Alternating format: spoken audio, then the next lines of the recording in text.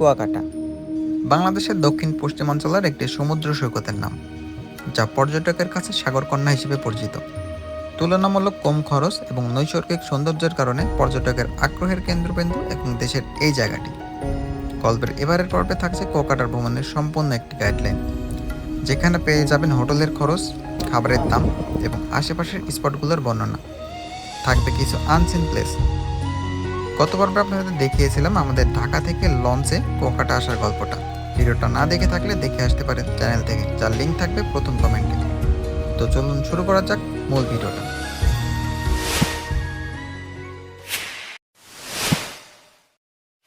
আসসালামু আলাইকুম সবাইকে। আমাদের কুয়াকাটা ভ্রমণের দ্বিতীয় পর্বে আপনাদের সবাইকে স্বাগতম। গত পর্বে আপনারা যারা দেখছেন তারা কিন্তু জানেন আমরা ঢাকা থেকে সদরঘাট থেকে বরিশালগামী লঞ্চে উঠে বরিশাল হয়ে তারপর কুয়াকাটা এসে পৌঁছায় আজকে সকাল 10টার দিকে। তারপরে আমরা এখানে একটা হোটেল নিই। হোটেল নেওয়ার পরে এখন প্রায় দুপুর হয়ে গেছে। আমরা একটু আগে খাওয়া দাওয়া করে আসলাম। এই খাওয়া দাওয়ার যে প্রাইসগুলো আমি ডিসক্রিপশন বক্সে দিয়ে দেবো, যে খরচ হিসাবগুলো। তো এখন আমরা আছি কুয়াকাটা বিচের একদম জিরো পয়েন্ট যে এলাকাটা, সেখানে। এখানে একটু আগে জ্বরের অনেক পানি ছিল, আমরা হাঁটছিলাম। এখন কিন্তু পুরো ভাটা হয়ে গেছে, আর ভাটার পানি কিন্তু এখন চলে যাচ্ছে আস্তে আস্তে, বীজটা পুরো ভেসে উঠবে। তারা দেখা করলাম। আজকে আমাদের যে প্ল্যানটা আছে সেটা হচ্ছে আমরা এখান থেকে যে লেবুর চর আর কি পশ্চিম দিকে যেগুলো সূর্যাস্ত দেখার জন্য উদ্দেশ্যে রওনা দিব। সুন্দরবনের যে সাইডটা আছে ওই সাইডে যাব। তো খাওয়া দাওয়া থেকে শুরু করে বাইকের যে খরচটা এবং আমাদের হোটেলের যে খরচটা, সেগুলো আমি ভিডিওর মাধ্যমে তুলে ধরার চেষ্টা করব।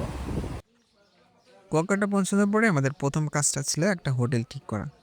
তো হোটেল প্রাইস বিবেচনা করার জন্য আমরা মেইন জিরো পয়েন্টের আশেপাশে কয়েকটি হোটেলে যাই এবং সেখান থেকে হোটেল সানফ্লাওয়ারকে আমরা বেছে নিই, যেখানে একটা সি ভিউ ডাবল বেডের রুমের জন্য আমাদের গুনতে হয়েছে 1000 টাকা। এটা কিন্তু সিজন ভেদে ওঠানামা করতে পারে এবং ছুটির দিনগুলোতেও কম বেশি হয়ে থাকে। আর দুপুরের খাওয়া দাওয়ার জন্য আমরা আসি আমাদের হোটেলের সামনে অবস্থিত ভাই ভাই রেস্তোরাঁয়। তো খুবই কম খরচে আপনারা কিন্তু এখান থেকে খাওয়া দাওয়াটা সেরে ফেলতে পারবেন। আর খাওয়া দাওয়া শেষ করে আমরা হোটেলে অল্প কিছুক্ষণ রেস্ট করে আমরা ড্রেস আপ চেঞ্জ করে চলে আসি বিচে গোসলের উদ্দেশ্যে। হ্যালো গাইস, এখন আমাদের যে টিম মেম্বার আছে সবাই মিলে কিন্তু আমরা যে জিরো পয়েন্ট আছে, এটা জিরো পয়েন্ট। এখানে কিন্তু অনেক বড় বড় ঢেউ আছে, আর আমরা 3 বার ঢুকছি।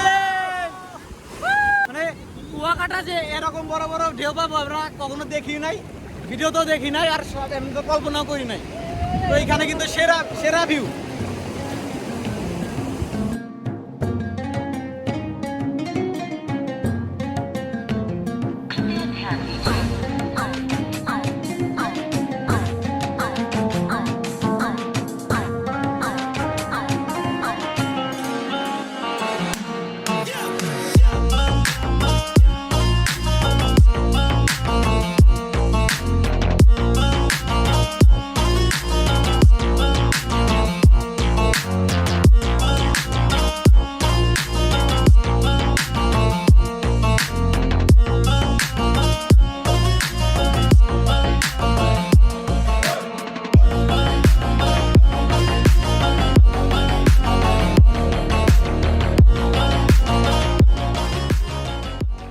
তো এখন সময় বিকাল 5টা, আমরা রেডি হয়ে হোটেল থেকে বের হয়েছি। আজকের এখনকার প্ল্যান হচ্ছে আমরা যে পশ্চিম সাইডে যে ভিউ পয়েন্টগুলো আছে, লেবুর বন না কি বলে, মানে সুন্দরবনের যে সাইডটা আর কি, সূর্যাস্ত দেখার জন্য। তো এখন এখান থেকে রওনা দিব। তো দেখি কত সময় লাগে, তো সব কিছু দেখাবো ইনশাল্লাহ, দেখতে পারবেন। কুয়াকাটা আসলে কিন্তু অবশ্যই কিন্তু একটি বাইক ভাড়া করে কিনতে হবে। তো আমরা প্রথম দিন বিকাল এবং পরের দিন সকালের জন্য দুইটি বাইক ভাড়া করি 2200 টাকা দিয়ে, যেখানে আমাদের ছবি তোলা এবং ঘোরার জন্য সময় থাকবে অফুরন্ত। যেখানে আমরা প্রথম দিনে দেখব লেবুর চর, ঝাউবন, সুন্দরবনের একাংশ এবং 3 নদীর মোহনা। এটা হচ্ছে লেবুর চর। আপনারা কুয়াকাটার জিরো পয়েন্ট থেকে যারা আসবেন অবশ্যই কিছুটা সময় হাতে করে নিয়ে আসবেন, যেন এখানে ছবি ভিডিও করে সময় হাতে রেখে আপনারা 3 নদীর মোহনার দিকে যেতে পারেন। আমাদের অনেকটা লেট হয়ে যায়, যার জন্য আমরা এখন এখানে থামতেছি না। ইনশাল্লাহ আসার পথে দেখতে পারবেন।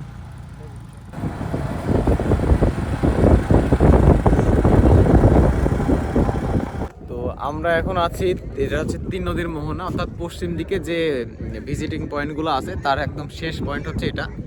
তো এই পাশে হচ্ছে ঝাউবনগুলো আছে। আর আমার টিম মেম্বারের সাথে এবার পরিচয় করা দেওয়া হয়নি, তো এবার যে ওই চিরচেনা মুখ আছে সম্পদ দাদা, যাদেরকে আপনারা আমার ট্যুরে দেখেন, মাঝে মাঝে দেখেন। আছে দীপঙ্কর দাদা, যাকে আপনার লাস্ট ট্যুরে দেখছেন। আর এই কিন্তু আমি ফার্স্টে পরিচয় করাই দিই, সোলাইমান আলিফ। তো এখন সময় কত, প্রায় 6টা বেজে গেছে, আমাদের আসতে আজকে একটু লেট হয়ে গেছে, যার কারণে আর আজকে ওয়েদারটা শেষ দিকে এসে সূর্যটা একদম মেঘের কাতালে ঢলে গেছে, যার জন্য আর সূর্যাস্তটা ওইভাবে দেখা হইলো না। তো আমরা এখন এখানে আসছি, একটা ঝাউবনের ভিতরে নাকি যাওয়া যায়, তো এদিকেটা একটু ঘোরাফেরা করবো, পুরো এখান থেকে ছবি টবি ড্রোন শট নিয়ে এখান থেকে আর কি আবার ব্যাক করবো।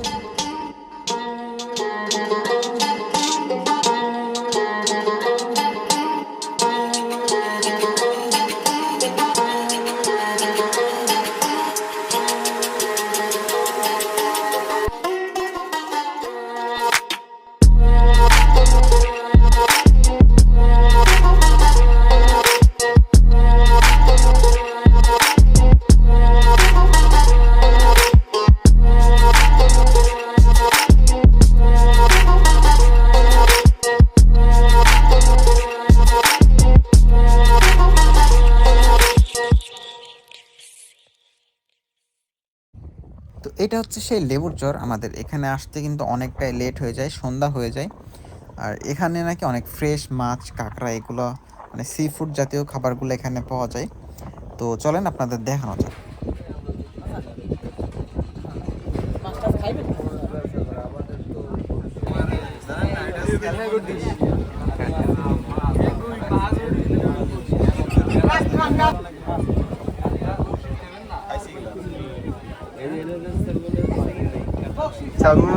কাটা নাই, এটা হচ্ছে স্কুইড গেম, আর এটা হচ্ছে অক্টোপাস।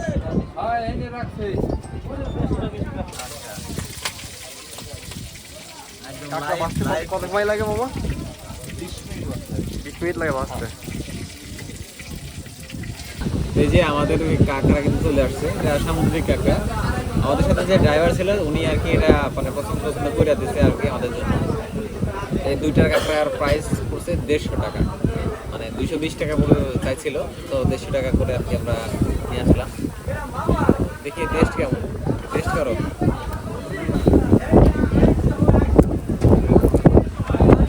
কেমন? ভালো? হ্যাঁ, টেস্ট ভালো, সব থেকে ভালো বিষয় যে মশলাটা ভালো এবং সরিষার তেলে ফ্রাই করা, যার কারণে খেতে ভালো সুস্বাদু লাগে। তো লেবুর চর থেকে আমরা সরাসরি হোটেলে ব্যাক করি এবং রাতের খাওয়া দাওয়ার জন্য চলে যাই সেই একই রেস্তোরাঁয়, যার বিস্তারিত থাকবে ভিডিও ডেসক্রিপশন বক্সে। আর খাওয়া দাওয়া শেষে আমরা রাতের সমুদ্র উপভোগ করার জন্য চলে যাই জিরো পয়েন্টের দিকে। আর সেখান থেকে আমাদের শেষ হয় প্রথম দিনের গল্পটা।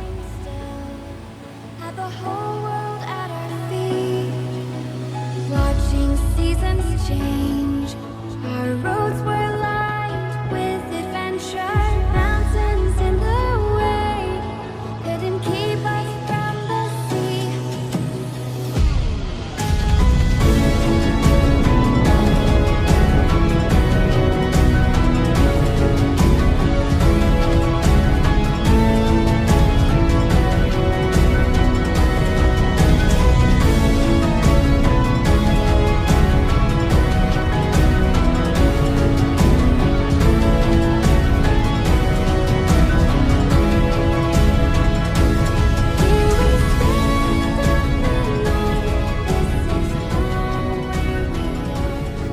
আসসালামু আলাইকুম, শুভ সকাল।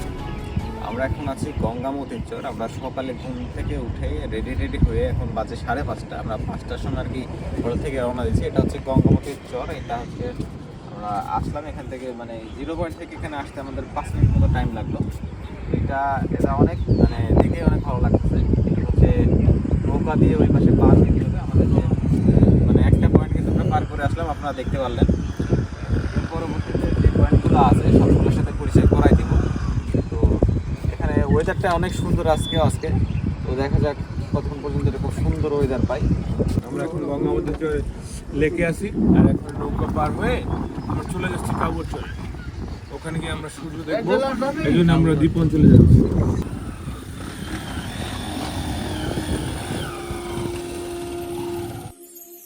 এই মেঘলা দিনে একলা ঘর ঘরে থাকে না তো মন, কাছে যাব কবে পাবো ওগো তোমার নিমন্ত্রণ।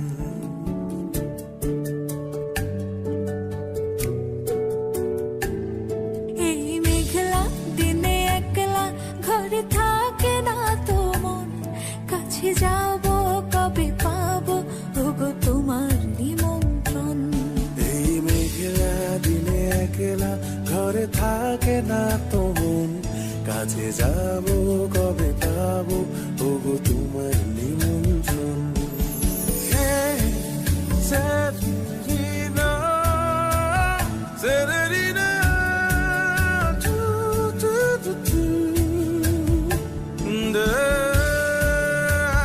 na, na, da, na, da, da, na.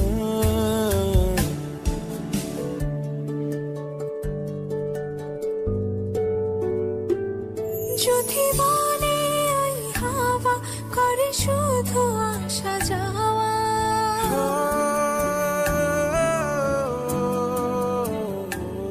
যদি বলে ওই এখন আমরা অবস্থান করছি কোন জায়গায়? এখন আমরা আসলে কাবরছড়া আছি, ওই যে গঙ্গামতী লেক পার হয়ে, গঙ্গামতী লেকটা পার হয়ে এখন আমরা কাবরছড়া আছি। এটা গঙ্গামতী, চর গঙ্গামতী অনেকে বলে। তা এখানে এসে আপনার সূর্যটা গরমকালে একটু ভালো দেখা যায়, যেহেতু আপনার যে সময় আসে, যে শীতকাল আসে সূর্যটা দক্ষিণ দিকে আগায়, আর গরমকালে সূর্যটা উত্তর দিকে আগায়। উত্তর দিকে আগালে অনেক সময় গঙ্গামতী থেকে দেখা যায় না, এই জন্য আমাদের লেক পার হয়ে এখানে চলে আসতে হয়। তা আমরা এই পারফেক্ট জায়গায় আমরা চলে এসেছি, আর এখানে এসে সূর্যোদয়টা অনেক সুন্দর দেখা যায়। সামনে একদম পানি ছাড়া কিছুই নেই, আপনি দেখতেছেন যে পানি ছাড়া কিছু নাই। আর এই পাশে আছে বিশাল এক ঝাউবান, এই ঝাউবানটা অনেক বড়, ভিতরে ঢুকলে আলাদা একটা ফিল, উপরে বাতাসটা শো শো শব্দ করে ঝাউবানের ইয়াতে, আপনারা হয়তো জানেন। আর এখন আমরা একটু সামনে আগাবো, ওখানে একটা মিনি সুইজারল্যান্ড, যেটা আমরা নাম দিয়েছি, যেটা সুইজারল্যান্ডের মতো দেখায়, গেস্টে বলছে যে এটা আসলে সুইজারল্যান্ড, আমরা এটা নাম দিয়েছি মিনি সুইজারল্যান্ড। ওখানে যাবো। আর বাইরে যখন আসছে আপনারা কিন্তু আসবেন, আমরা কিন্তু আপনাদের অপেক্ষায় আছি।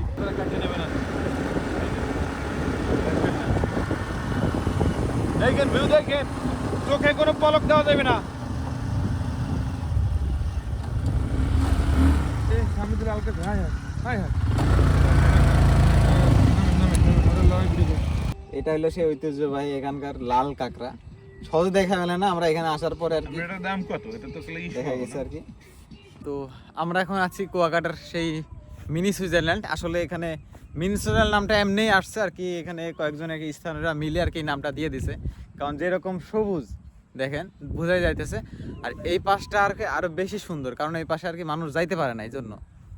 তো আমরা কিন্তু এখানে অনেকক্ষণ যাবত আসছি। তো আপনারা যখন আসবেন, এই যে ড্রাইভারটা সবার সাথে কিন্তু আগে থেকে সব কিছু সেট করে কথা টথা বইলা নিয়ে তারপরে আসবেন, ঠিক আছে? আর জায়গাটা আসলে সুন্দর, এতটা আমরা কল্পনাও করি নাই। তো এখানে আছি অনেকক্ষণ যাবতই, আরও কিছুক্ষণ থাকার ইচ্ছা আছে, কিন্তু তারপরেও সময় অনেক বেজে গেছে, প্রায় 7টা বেজে গেছে। তো এটা ঘোরা শেষ করে আমরা এখান থেকে চলে যাবো আর কি রাখাইন পল্লীর দিকে। তো সবই দেখতে পারবেন। আসলে জায়গাটা অনেক বেশি সুন্দর। আপনারা যারা ভিডিও দেখতেছেন বা কুয়াকাটা আসার প্ল্যান করতেছেন, অবশ্যই এই প্লেসটা ওই ভিতরে রাখবেন, যাতে এটা যেন মিস না হয়। এটা আসলে অনেক সুন্দর। আর এরকম যদি ওয়েদার থাকে, পুরা সান, তাহলে তো কোনো কথাই নাই।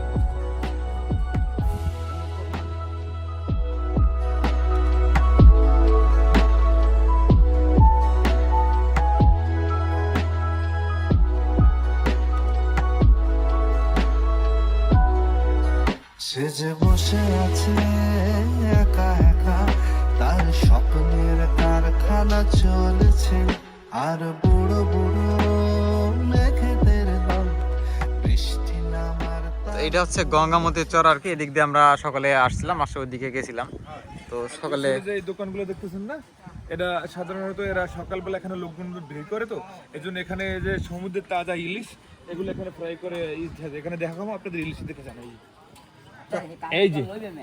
এই যে বঙ্গোপসাগরের সেই টাটকা ইলিশ। এই ইলিশগুলো যখন ডিম পারে তখন চলে যায় পদ্মা মেঘনায়। আচ্ছা, আর পদ্মা মেঘনা মিষ্টি পানিতে গেলে এটা খুব সুস্বাদু হয়। তো আমরা এখানে খাইতেছি আছি ইলিশ খিচুড়ি, মনে হয় খাওয়ার কথা হইতেছে। আর তো এটা খিচুড়ির ওই ইয়াটা ডিমটা দেখেন, ওটা একটা জায়গায় ওটা খিচুড়ি আছে। এই যে আচ্ছা খিচুড়ি। একদম গরম যারা- গরম খিচুড়ি, আমাদের জন্য আবার গরমটা হচ্ছে। আচ্ছা, তো এর প্রাইস কত বলছে? এটা আপনার এক পিস ইলিশ, ওই যে ইলিশের মাছ দেখলেন, এক পিস ইলিশ, এক প্লেট খিচুড়ি, তারপর আপনাকে এখানে একটু ভর্তা আছে, এই যে এই একটু ভর্তা দিব, হ্যাঁ, এটা নিয়ে আর একটু বেগুন দিব এক পিস, এই নিয়ে আপনার 70 টাকা 80 টাকা। আচ্ছা আচ্ছা। আচ্ছা, আমাদের এদিক থেকে চলে আসছে বেগুন ভাজি, ইলিশ মাছ ভাজি আর ভর্তা আছে 2টা। আচ্ছা, খিচুড়িটা টেস্ট করে কেমন? সুন্দর। ভালো। আর খিচুড়িটা হচ্ছে প্যাকেজ 70 টাকা, সুন্দর, রিজনেবল প্রাইসে সুন্দর। গঙ্গামতির চর থেকে আমাদের সকালের খাওয়া দাওয়াটা সেরে আমরা এখন শহরের দিকে রওনা হচ্ছি, অর্থাৎ রাখাইন পল্লী বা বৌদ্ধ মন্দির যেদিকে আছে সেদিকে যাচ্ছি। তো আমরা কিন্তু ঘোরার একদম শেষ দিকে চলে আসছি। সাধারণত ভোর 5টা থেকে শুরু করে সকাল 10টার ভিতরেই আর কি এই বাইকের ঘোরাটা আপনাদের এখানে শেষ হয়ে যাবে। আমাদের এবারের ট্যুরের 2জন বাইকারের নাম্বার আমি ভিডিও ডেসক্রিপশন বক্সে দিয়ে রাখবো, আপনাদের দরকার হলে আপনারা কন্ট্যাক্ট করে নিতে পারেন। তো এটা হচ্ছে রাখাইন পল্লীর মূল গেট। মূলত বৌদ্ধ মন্দির এবং রাখাইন পল্লী একই জায়গায় অবস্থিত। এখানে আসলে আপনারা রাখাইনদের তৈরি পোশাক আশাক এগুলো ইত্যাদি পেয়ে যাবেন। তো আমরা এখানে কোনো কিছু কেনাকাটা করিনি, জাস্ট আমরা ঘুরেটা ভিতরে দেখছি আর কি। তো এখানে পুরাতন তাঁতও আছে, তো এটা অনেক বিখ্যাত জায়গা, তো আপনারা আসলে অবশ্যই জায়গাটা ঘুরে যেতে পারেন। আর বাকি 2টা স্পট হচ্ছে নৌকা এবং ঐতিহ্যবাহী সেই কুয়া। এই 2টা স্পট আপনারা 0 পয়েন্ট থেকে হেঁটে এসেই দেখে যেতে পারবেন। তো আজকে আমাদের কুয়াকাটা ভ্রমণ সিরিজের 2য় দিন এবং এখানে আজকে শেষ দিন। গতকালকেও আমরা গোসল করছিলাম আর আজকেও চলে আসছি গোসল করার জন্য। তো সমুদ্র কিন্তু পুরো উত্তাল, একদম ভয়ঙ্কর রূপে রয়েছে। ঢেউটেও তো মাথা নষ্ট, অনেক অনেক অনেক অনেক ঢেউ। গোসল করতেছে, ভয়েস কীরকম আসতেছে জানি না। তো আজকে কিন্তু আমরা এখানে ঘোরাফেরা করে চলে যাব ইনশাল্লাহ। আমাদের বাসটা সব ঠিক করা হয়ে গেছে। তো দেখতে দেখতে আমরা ভিডিওর একদম শেষাংশে চলে এসেছি। তো সকালের টুরিস্ট স্পটগুলো ঘোরা শেষে আমরা হোটেলে চলে আসি এবং ব্যাগ গুছিয়ে রেখে গোসলের উদ্দেশ্যে বের হয়ে যাই, কারণ 12টায় আমাদের চেক আউট টাইম ছিল। তো এটাই ছিল আমাদের 1 রাত 2 দিনের কুয়াকাটা ভ্রমণ সিরিজ। ভিডিওটি ভালো লাগলে বা আপনাদের কোনো কাজে আসলে অবশ্যই লাইক এবং কমেন্টের মাধ্যমে আমাকে জানিয়ে দেবেন। চ্যানেলে নতুন হয়ে থাকলে অবশ্যই একটি সাবস্ক্রাইব করে যাবেন, যা আমাকে দেবে নতুন ভিডিও তৈরি করার অনুপ্রেরণা। তো আপকামিং নতুন ভিডিও দেখার আমন্ত্রণ জানিয়ে এবং সাগরকন্যা কুয়াকাটাকে দেখানোর মাধ্যমে শেষ করে দিচ্ছি আমাদের এবারের ভিডিওটা। তো আশা করি সকলেই সুস্থ থাকবেন, ভালো থাকবেন। আল্লাহ হাফেজ।